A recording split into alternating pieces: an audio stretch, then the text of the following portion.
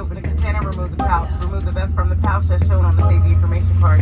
Place the vest over your head, wrap the strap around your waist, buckle in front, pull to tighten. Once outside, pull down on the red tab to inflate the vest. To manually inflate, blow into the tube at your shoulder. Your vest has a light that will automatically turn on in the water. Please refer to the safety information card on use of a life vest on infants. Flight attendants will distribute additional vests if needed. Because we have trust issues, we are coming by to check that your seatbelts are fastened, your tray tables and seat backs are in full upright lock positions, and your carry-on items are completely underneath the seat in front of you and overhead bid, leaving the area around your feet clear. Continue wearing that mask until otherwise notified by a crew member. If you're traveling with children or anyone needing special assistance, place your mask on first. Please remove any face coverings before donning an oxygen mask. We are here for your comfort and safety. Please report any unwelcome behavior to a flight attendant. Thank you for your attention. Now sit back, relax, and enjoy your 1 hour and 4 minute flight. Let's hold stop.